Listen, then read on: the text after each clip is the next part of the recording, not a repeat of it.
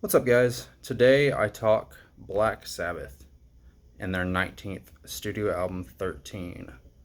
So, in the mid to late 90s, it happened. For the first time since 1979, the original lineup got back together and did some shows. Um, and with those shows, um, you know, people, excitement starts to stir.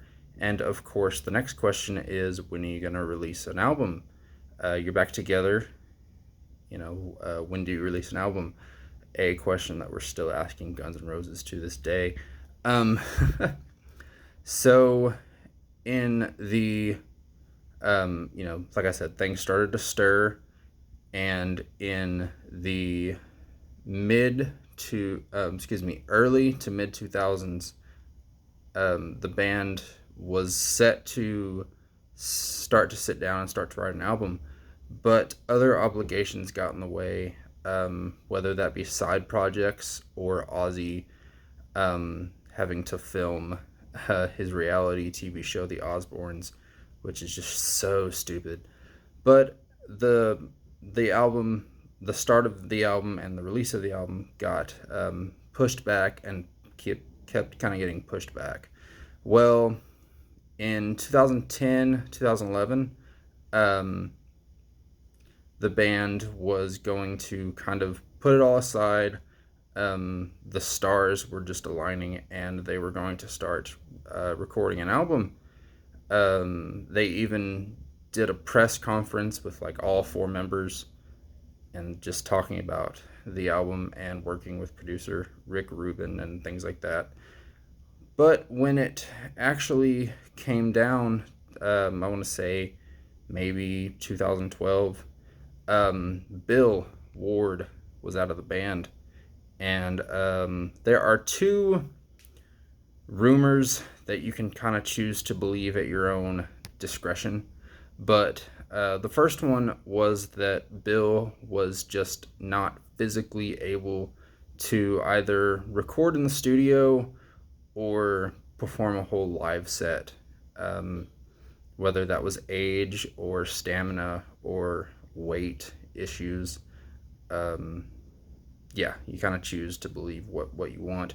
And the second, more likely scenario, um, according to the band, and especially Ozzy, and of course this just kind of reeks of Sharon Osbourne, but Bill was asking for too much money. His requests were very unreasonable, and Bill has even come out and said they gave me a contract that I just couldn't sign. Um, we may never know the whole story. We may never know exactly how much Bill was offered to either play on this album or be on tour with them. So they had to go out and find themselves a new drummer, and they found one in Brad Wilk, anyway, from Rage Against the Machine. Um, and with that, in 2013, we got the album 13. So let's jump right into the tracks. First song on the album is called End of the Beginning. And so when a band is away from each other for so long and they finally get together, they're going to kind of lean on what's comfortable, and they're going to borrow things from their past. And I, for the most part, don't mind it. It's very situational. But we get that with End of the Beginning because the intro sounds very similar to their self-titled debut title track. That's a mouthful, but you get it. Black Sabbath. And overall, the song is pretty good. I like the lyrics. It's very introspective. You kind of makes you question life, and it's very interesting in that regard. Is this the end of the beginning or the beginning of the end? And then you get the bridge. You don't want to be a robot ghost occupied inside a human host. Like, you don't want to just live life without purpose or just go through the motions. Um, And Tony offers a pretty good second guitar solo. There's two guitar solos on the song. Um, and the first one is just kind of a wah pedal sort of like whatever sort of solo. Um, but with that being said, even though I like the the kind of throwback um, to to their early work, and I like the lyrics.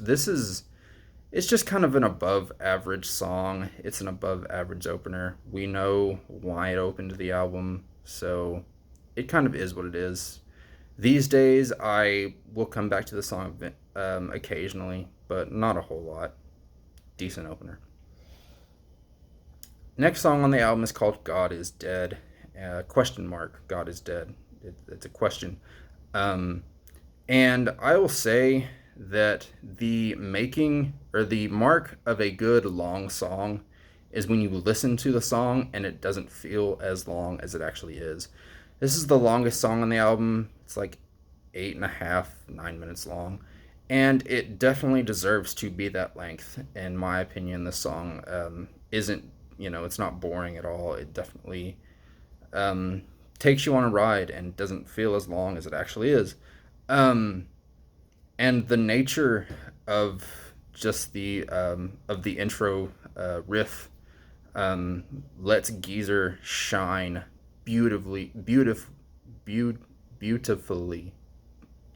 He's really good on this song and just on this album. His bass in the mix is very bright and very he's got a great presence on the album.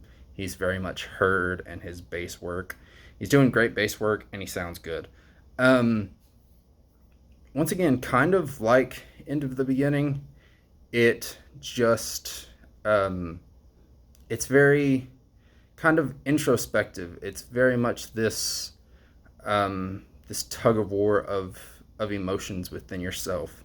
Is God alive or is God dead? Ozzy says multiple times in the song, God is dead, and he also says multiple times in the song, I don't believe that God is dead. Um, just some great lyrics just peppered through this song. Um, just really just begs the question that I believe everyone has asked themselves at one point or another, whether you're a believer or not. But I won't kind of talk about my own personal beliefs too much. Um, and the bridge is also fantastic. It's got a great meaty, chunky, heavy riff from Tony that sounds really good, and I feel safe calling this song an epic. It's really um, just it's amazing, and it deserves all the praise that it gets. All right, next song on the album is called "Loner," and it's kind of the opposite of God Is Dead, just kind of musically. Um, Other than just a rock solid riff that is just really catchy and really good. Um, this song it's pretty straightforward. Loner. It's about a person that is just alone and keeps to themselves, and is in their own little shell and doesn't like to differ from that. It's got some somewhat interesting lyrics, but the riff is definitely rock solid and catchy. Overall, decent song.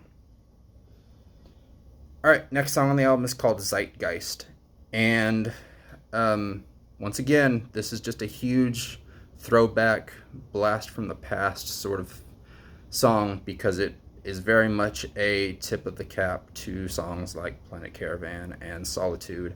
And this is one of those songs that I'm glad that I didn't like review this album when it came out, because I wasn't a huge fan of this song, and it took a while, but it has recently started to grow on me. Um, Ozzy does sound pretty good, even with the effect of what the song is trying to get across. But very spacey, very atmospheric. I mean, the song is about being lost in space and wondering if your ship will be found. Ozzy sounds good on it. I like the lyrics. I like Ozzy's voice on this song. Um, and yeah, the rest of the band, it's just a really chill song. You know what you're going to get with this song, and it sounds really good. Next song on the album is called Age of Reason. And Brad, he does this little drum intro, which is pretty cool. I'm kind of a sucker for a drum intro. Like, no matter how complex, or drum intros are just always been kind of cool to me. Um, and then, it's got a great riff because, of course, it does. Um, and the lyrics, Age of Reason. Um, how will we live in an age of reason? If we constantly give people what they want, and we give to people and we give to people, and we try to, um, try to conform to all ways of life. There has to be a line somewhere. We have to, there, we live in an age of reason. How will how will we survive when we just give people what they want, because that's what they want, and we don't want their feelings to get hurt. Sorry to step on anybody's toes, but you got to draw the line somewhere, right? As a society, as a nation, whatever. Um, and then the bridge comes, and Brad is kind of doing these drum fills, and you get a sense that he's trying to, he's Brad had really big shoes to fill. Replacing Bill Ward. And for what it's worth, he does a decent job. He does, given the task that he was given, he does a pretty decent job on this album. But yeah, definitely shades of Bill Ward, or at least he's trying to in this song. Sounds pretty good on this song. Sounds pretty good on the album. Um, and Tony, towards the end, actually gives a good guitar solo. Tony, at least for me, I mean, everyone really, but Tony's going to go down as a great riff writer, not so much as solos. So for him to actually give a pretty good solo towards the tail end of the song is pretty awesome. Great song, huge highlight. All right, next song on the album is called "Live Forever," and the concept of living forever is obviously pretty cool. I don't want to live forever, but I don't want to die. Um, People fear death, but do you really just want to live for the rest of time? It's kind of interesting, and the riff is pretty energetic. But this song could kind of be seen as filler. I understand why you see it as filler, if you do. Um, Overall, decent song. I come back to it occasionally. Um, yeah, moving on. All right, next song on the album is called "Damaged Soul," and this is the kind of slow, bluesy, still heavy riff that I like. It's really almost sludgy in a way. Um, Provides some great dynamics to the album. Um, Excuse me, guys, moving my camera here. Um, but yeah, um, and the thought of being a damaged soul, like I'm so far beyond repair. People have tried to save me and sway me the right way, but I'm just a damaged soul. Like I'm just, there's no going back for me, because I'm in too deep, or whatever the case may be. I love the lyrics in the bridge. Satan is just waiting for the righteous to fall to him, which is interesting because in a religious context, the devil attacks weak people. He doesn't attack strong-minded people. But that's just in a religious text. Please don't dislike this video or just leave mean comments, because, I state that some of these songs have religious undertones. Um, Even though I am a Christian and I am a believer, I look at these songs objectively, and I believe I have valid opinions. Um, but yeah, and towards the end, the main riff, they kind of speed up the main riff, which is pretty cool. Um, but yeah, another really good song, and we're coming towards the end of this album, and we're we're finishing on strong notes, which is nice. All right, last song on the album is called "Dear Father," and the album starts, excuse me, the song starts with a really good riff, um, just super heavy and awesome because it's Tony Iommi, and it's an amazing, um, just classic heavy metal riff. It's really cool.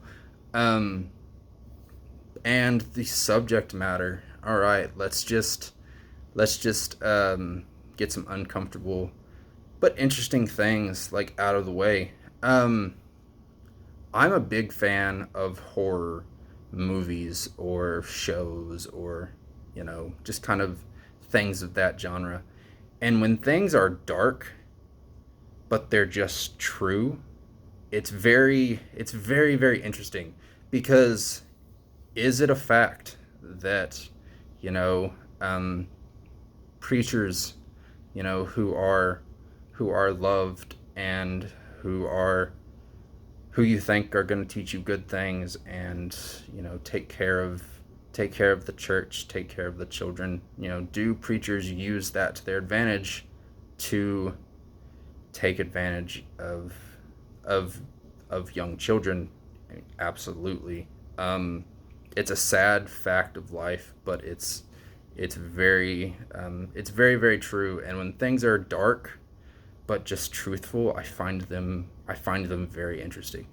Um, a man once holy, now despised. Just a really, really dark, interesting song to close the album. And of course, not of course, but it's knowing that this is their last album. It's kind of, I guess you could see the symbolism easily. The song ends with a distant bell and the sound of crackling thunder and rain, just like their first ever song did. Um, like I said, knowing that this was their last album, um, I don't like, you could obviously see the symbolism there. Um, I don't really think that it was necessary, but like, oh well, I'm not gonna knock it too much. So that is pretty much my thoughts on the album. So some closing thoughts. Uh, People, Black Sabbath fans, the quote unquote die-hard Black Sabbath fans, refuse to listen to this album simply because it doesn't have Bill Ward on it. Um, would this album had have been solid gold, 10 out of 10 if Bill was on this album? We will never know. Um, Bill would have definitely added some interesting things and maybe made the album more classic, but we will never know. I highly recommend you give this album a chance. Any Black Sabbath fan should love this album, um, as do I. Thank you guys so much for watching. Don't forget to like, comment, and subscribe. Let's start a conversation. God bless you guys. Have a good day. Bye bye.